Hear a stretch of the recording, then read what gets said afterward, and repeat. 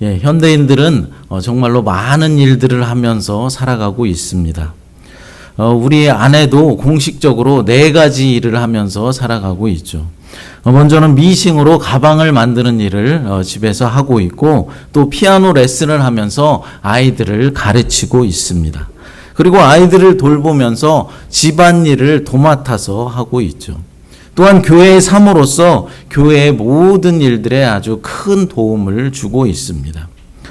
저도 하는 일이 참 많이 있습니다. 목사로서 설교를 준비하고 우리 성도들을 위해서 늘 기도하고 또 신방을 하는 등 목회 사역이 저의 주된 일입니다.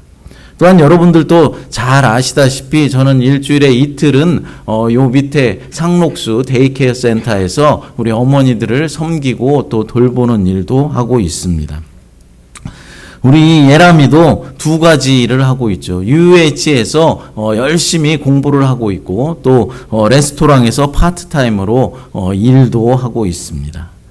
많은 사람들이 이렇게 2잡, 3잡을 뛰면서 살아가고 있다라는 것이죠. 사실 한 가지 일을 하는 것만으로도 얼마나 힘들고 어렵고 버거울 때가 많이 있습니까? 그런데 여러 가지 일을 하면서 사는 것은 그렇게 쉬운 일은 아닐 것입니다. 그런데 중요한 것은 얼마나 많은 일을 하느냐, 어떤 일을 오랫동안 하고 있느냐, 그것이 중요한 것이 아니라 어떤 일을 행할 때 나의 자신의 전심을 다하여서 일하고 있느냐, 또 어떤 일을 행할 때 진심으로 일하고 또 어떤 일을 중요하게 생각하면서 일을 하고 있느냐가 더 중요하다라는 것이죠. 우리가 생업을 위한 일을 할 때뿐만 아니라 우리가 사람을 만날 때라든가 또 자기 개발을 하는 일을 할 때도 마찬가지일 것입니다. 여러분들에게 있어 어떤 일이 가장 중요한 일이십니까? 어떤 일을 할 때 정말로 진심을 다해서 전심을 다해서 일하고 계십니까? 오늘 아기 예수님의 탄생하신 성탄절을 맞이하여서 별을 보고 아기 예수의 탄생을 쫓았던 동방 박사들을 통해서 우리가 정말로 진심을 다해 행해야 할 일은 무엇이고 어떤 일에 우리의 인생을 걸어야 하는 것인지 생각해 보도록 하겠습니다.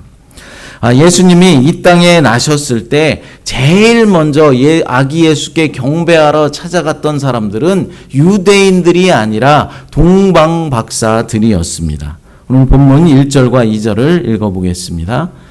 헤롯 왕 때에 예수께서 유대 베들레헴에서 나심에 동방으로부터 박사들이 예루살렘에 이르러 말하되 유대인의 왕으로 나신 이가 어디 계시냐? 우리가 동방에서 그의 별을 보고 그에게 경배하러 왔노라 하니. 아멘. 유대 베들레헴에서 아기 예수님이 나시자 동방의 박사들이 별을 보고 예수께 경배하러 왔다라고 말씀하고 있습니다. 누가복음에 가서 보면은 이제 들에서 양을 치던 목동들이 아기 예수님의 탄생을 알고 이제 제일 먼저 찾아가 예수께 경배한 것으로 기록되어 있지만은 본문에서는 동방 박사들이다라고 동방 박사를 언급하고 있습니다. 아마도 누가복음은 낮은 자에게 임하시는 복음을 소개하고 싶었던 것 같고, 오늘 마태복음은 상당히 의도적으로 유대인이 아닌 동방 박사들, 그러니까 이방인들이 가장 먼저 예수님께 가서 경배 드린 것으로 소개를 해서 예수님의 오심이 이제는 복음의 빛이 모든 민족과 온 열방으로 퍼져나갈 것이다 라는 것을 이제 암시하고 있는 것이죠. 본문을 천천히 관찰해 보면은 동방 박사들은 메시아가 오기를 간절히 사모하였고 또 오랫동안 기다렸다라는 사실을 알 수 있습니다. 왜냐하면 그들은 유대의 지금 실제적인 통치자였던 헤롯 대왕 앞에 가서 당돌하게도 유대인의 왕으로 나신 이가 어디 있느냐라고 묻고 있기 때문입니다. 이 말은 유대인들이 그토록 오랫동안 기다렸던 메시아가 나셨다라는 말입니다. 예레미야 23장 5절을 읽어보겠습니다. 여호와의 말씀이니라. 보라, 때가 이르니니 내가 다윗에게 한 의로운 가지를 일으킬 것이라. 그가 왕이 되어 지혜롭게 다스리며 세상에서 정의와 공의를 행할 것이며. 아멘. 오실 메시아를 왕으로 소개하고 있는 것입니다. 또 스가랴 9장 9절 말씀도 읽어보겠습니다. 시온에 따라 크게 기뻐할지어다. 예루살렘에 따라 즐거이 부를지어다. 보라, 내 왕이 내게 임하시나니 그는 공의로 오시며 구원을 베푸시며 겸손하여서 나귀를 타시나니 나귀의 작은 것 곧 나귀 새끼니라. 아멘. 보라, 내 왕이 내게 임하시나니 라고 말씀하시면서 하나님의 개입에 의해서 메시아가 이 땅에 오실 것인데 그때에는 왕으로 오실 것이다 라고 말씀하고 있는 것입니다. 동방 박사들은 메시아 사상에 깊은 관심을 가지고 연구를 하고 있던 사람들이었습니다. 유대인의 왕이라는 이 말 한마디만 보더라도 성경을 모르는 사람들이 아니었다라는 것을 알 수 있는 것이죠. 그렇습니다. 그들은 구약 성경에 대한 해박한 지식을 가지고 있었습니다. 그리고 열심히 말씀을 연구하던 사람이었습니다. 또한 연구만 했던 것이 아니라 그 말씀을 진리로 받아들이고 말씀에 생명을 걸었던 사람들이었다라는 것을 알 수 있는 것이죠. 오늘 성탄절 예배를 드리는 우리들에게도 이 믿음이 절실히 필요하다라는 것입니다. 우리는 사실 사는 것이 너무나 바빠서 성경에 그렇게 관심을 갖고 살아가지 못할 때가 많이 있습니다. 그래서 당연히 성경을 깊이 있게 읽거나 묵상하거나 상고하지 못합니다. 연구하지도 못합니다. 그러다 보니까 말씀을 믿고 그 말씀에 내 인생을 걸고 살아가지도 못한다라는 것이죠. 조금 더 솔직하게 말씀을 드리겠습니다. 사는 게 바빠서 우리가 성경을 읽고 묵상하고 연구하지 못하는 것이 아니라 말씀대로 실천하며 살아가지 못하는 것이 아니라 성경보다 이 세상에 더 재미난 것들이 많이 있기 때문에 그것에 빠져 사느라 성경을 읽지도 못하고 연구하지도 못하고 또 말씀대로 실천하며 살아가지 못하고 있다라는 것이죠. 세상 재미, 세상 유혹에 빠져 있다라는 것입니다. 하나님의 말씀보다 이 세상에 재미있는 것이 너무나 많다라는 것이죠. 그러나 동방의 박사들은 오랜 시간 동안 메시아 사상을 깊이 있게 관심을 가지고 연구하던 그런 사람들이었고 연구만 했던 것이 아니라 그 말씀을 믿고 실제로 행동에 옮긴 사람이었다라는 것입니다. 우리는 흔히들 동방 박사라고 하면 별을 보고 점을 치는 점성술사쯤으로만 이해하고 있습니다. 그러나 그렇지가 않다라는 것이죠. 만약 그들이 점성술사에 불과했다라고 한다면은 메시아가 태어났다라는 사실에 목숨을 걸고 그 먼 거리를 한숨에 달려오지 않았을 것입니다. 동방에서 베들레헴까지는 약 1000km 정도였다고 합니다. 서울에서 부산까지의 거리가 얼마나 되시는 줄 아십니까?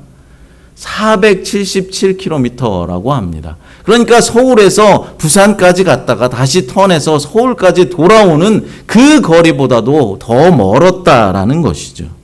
그러니 당시에는 KTX 열차도 없었고 고속도로도 없었으니 얼마나 오랜 시간 동안을 와야 했겠습니까? 동방 박사들은 우리가 동방에서 그의 별을 보고 그에게 경배하러 왔노라 라고 말하고 있습니다. 그러니까 메시아의 별을 보고 따라왔다라는 것이죠. 그의 별이란 그들이 늘 보던 그런 별을 말하는 것이 아니라 어떤 징조로 나타난 별을 의미하고 있는 것입니다. 민수기 24장 17절에 가서 보면은 한 별이 야곱에게서 나오며 라고 말씀하고 있는데 예수님의 탄생을 알리는 새로운 별을 말하는 것입니다. 동방 박사들은 징조로 나타난 별의 인도에 따라서 예루살렘까지 왔습니다. 그야 말마따나 산을 넘고 물을 건너서 그 오랜 시간 동안을 이제 쫓아왔다라는 것이죠. 그런데 여러분, 왕이 태어났다라고 한다면 여러분들은 왕이 어디에서 태어났다라고 생각하겠습니까? 당연히 왕궁에서 왕이 태어날 것이다 라고 생각할 것입니다. 그래서 동방 박사들도 그렇게 생각했습니다. 그래서 유대인의 왕을 찾아서 당시 헤롯 왕궁으로 찾아갔던 것이죠. 동방 박사들은 지금까지 모든 것들을 아주 잘 해왔지만 이 지점에서 크나큰 실수를 범하고 만 것입니다. 유대인의 왕으로 나신 이가 어디 계시냐? 헤롯 대왕에게 묻고 있는 것이죠. 여러분 한번 생각해 보시기 바랍니다. 지금 누가 유대의 왕입니까? 헤롯이 왕입니다. 그런데 유대인의 왕으로 새롭게 나신 이가 어디 있느냐라고 헤롯에게 묻고 있으니 헤롯의 마음이 어땠겠습니까? 이때 헤롯에게 동방 박사들이 죽임을 당하지 않은 것이 천만다행일 것입니다. 결국 박사들의 질문은 스스로 유대인의 왕이다라고 자부하고 있던 헤롯이 위협을 느끼기에 충분하였다라는 것이죠. 우리는 이 사건을 통해서 말에 대한 지혜를 배울 필요가 있습니다. 무슨 말이냐면 말이라는 것은 적절한 말을 적절할 때 하는 것도 아주 중요하겠지만은 상대방이 어떤 사람인가에 대해서 잘 파악하고 고려하면서 말을 해야 한다라는 것이죠. 나는 별로 대수롭지 않게 생각하고 그냥 넘길 수 있는 말이다라고 생각해서 그냥 함부로 다른 사람에게 말을 하면 안 된다라는 것이죠. 어떤 사람에게는 치명적인 비수를 꽂는 그런 말이 될 수도 있기 때문입니다. 동방 박사들의 이 단 한 번의 말 실수 때문에 2살 이하의 사내 아이들이 몰살당하는 그런 엄청난 비극을 초래하게 되었다는 사실을 우리는 기억해야 할 것입니다.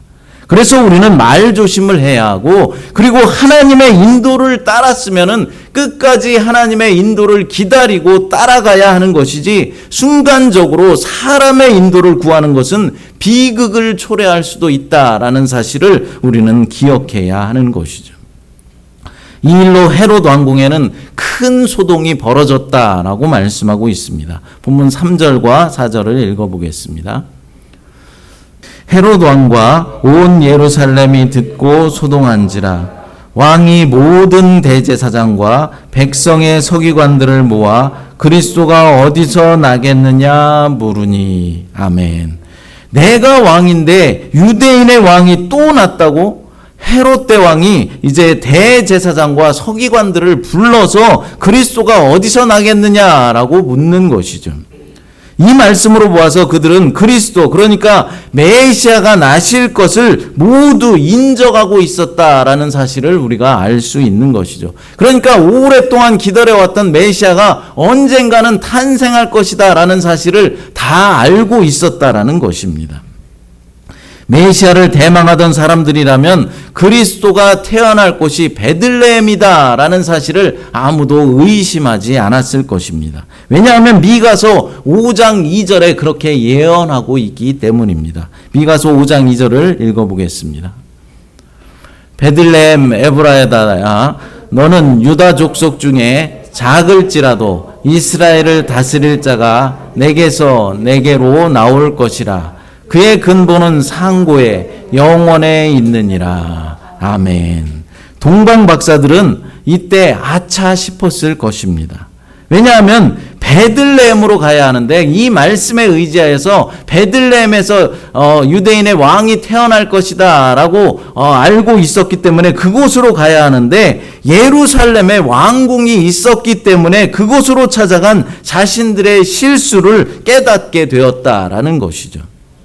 하지만 동방 박사들이 실제로 놀란 것은 다른 곳에 있었습니다. 그것은 이방인인 자신들도 메시아 탄생에 깊은 관심을 가지고 기다리고 갈망하다가 유대인의 왕으로 오신 왕을 찾아서 모든 것을 버려두고 이제 먼 길을 달려왔는데, 정작 유대인 종교 지도자들은 아무런 관심도 없었다라는 사실에 놀랐다라는 것이죠. 여기서 하나님께서 마태를 통해서 말씀하시고자 하는 것이 있습니다.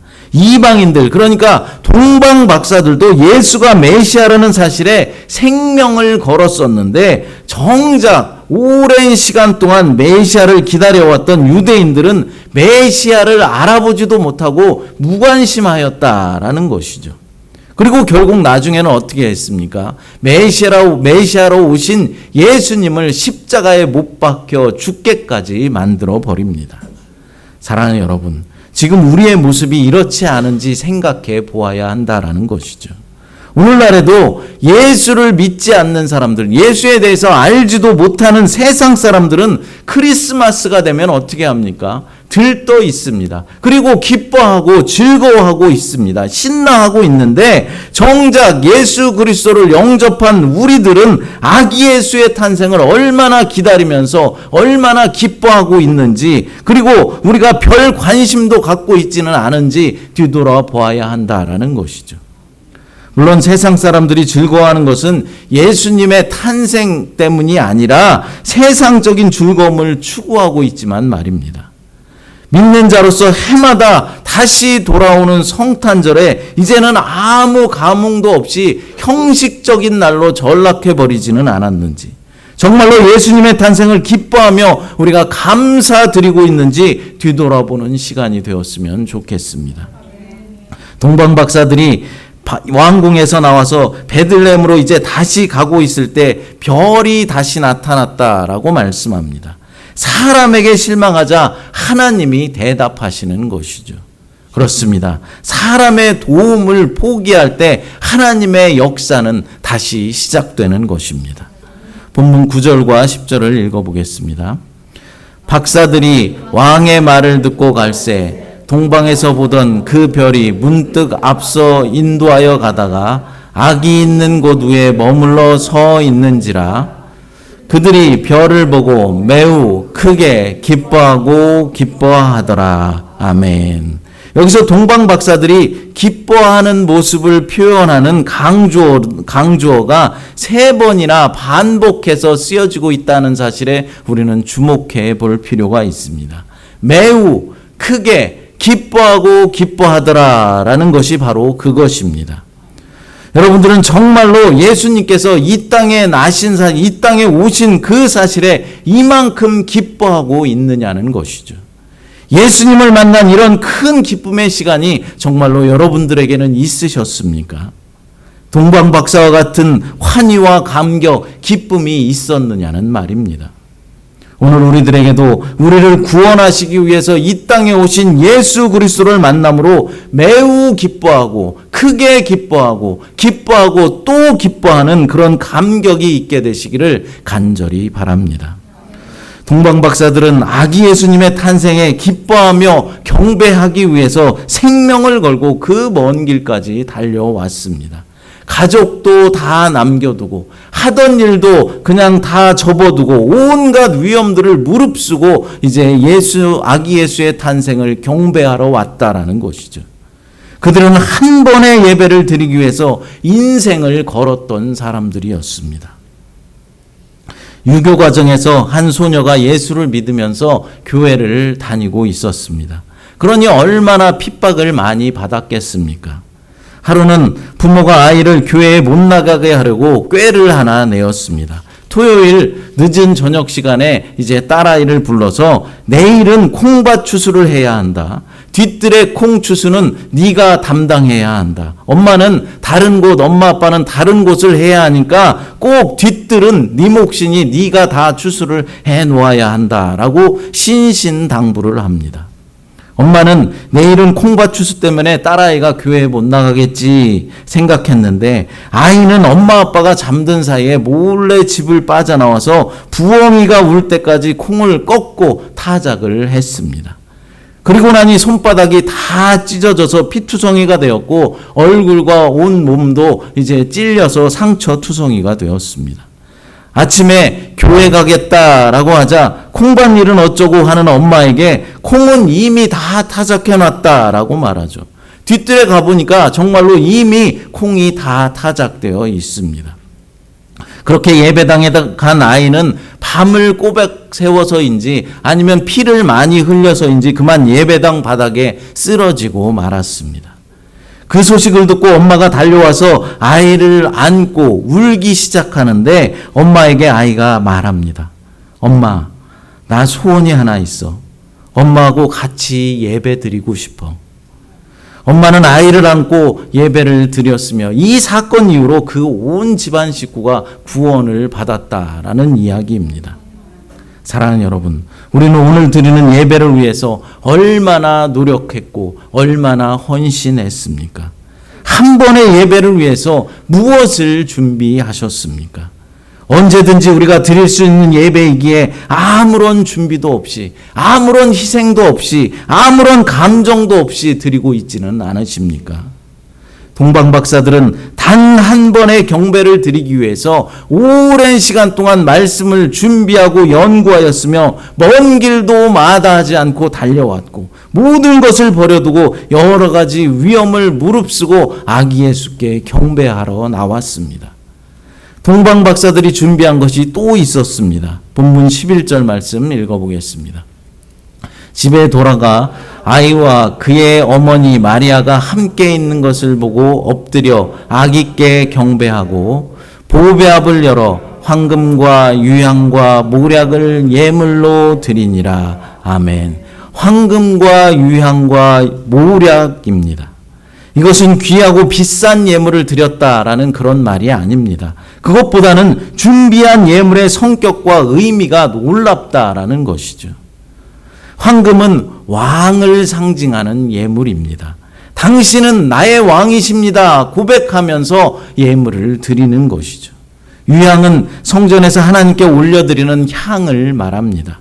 유향을 드렸다는 것은 당신은 나의 하나님이시며 우리의 기도와 예배를 받으시고 우리의 감사와 우리의 전 존재를 받으셔야 할 하나님이십니다 라고 고백하는 예물입니다.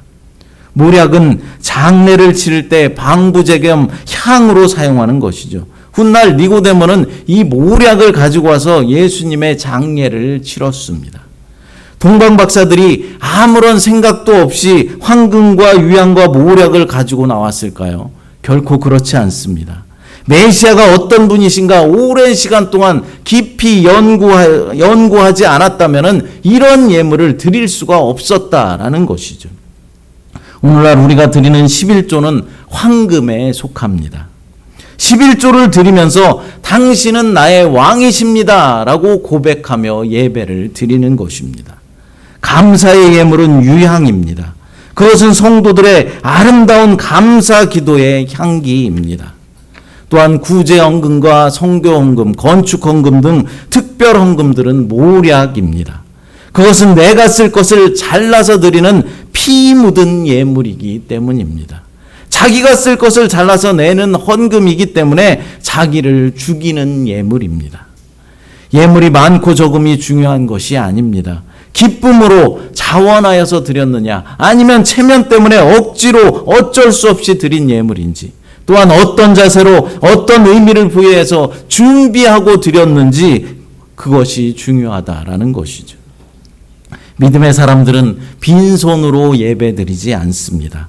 각자의 은혜의 분량에 따라서 송아지를 드리는 사람도 있고 양을 잡아서 드리는 사람도 있습니다. 가난한 사람들은 비둘기를 잡아서 예물로 드렸습니다. 사랑하는 여러분, 동방의 박사들은 오늘 아기 예수님께 경배하면서 나의 왕이 되심을 고백하면서 예물을 드렸습니다.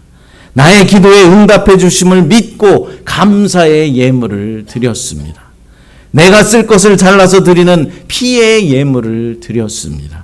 뿐만 아니라 그들은 단 한 번의 경배를 드리기 위해서 오랜 시간 동안 말씀을 연구하고 준비하였으며 먼 길도 마다하지 않고 달려나왔고 모든 것을 버려두고 여러 가지 위험을 무릅쓰고 예수께 나와 경배를 드린 것입니다.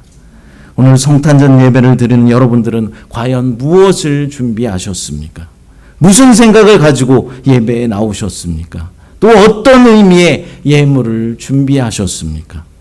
단 한 번의 예배를 드리더라도 신령과 진정으로 드리는 그런 예배가 되었으면 좋겠습니다. 주님이 나의 왕이 되십니다 라는 고백이 있는 그런 영광된 예배를 드리는 저와 여러분들이 되시기를 간절히 축복합니다. 기도하겠습니다. 하나님 감사합니다. 우리를 구원하시고자 이 땅에 오신 아기 예수께 영광과 감사와 찬양을 드립니다. 오늘 동방박사들의 이야기를 통하여서 우리도 단 한 번의 예배에도 말씀과 기도로 준비하게 하시고 주님은 나의 왕이 되십니다 라는 고백과 함께 영광된 예배를 드리는 우리 모두가 될 수 있도록 하나님 인도하여 주시옵소서. 나의 죄를 사하시고 구원하여 주시기 위해서 오신 예수 그리스도의 나심을 날마다 감사하며 기뻐하며 예배할 수 있도록 하나님 믿음으로 역사해 주시옵소서.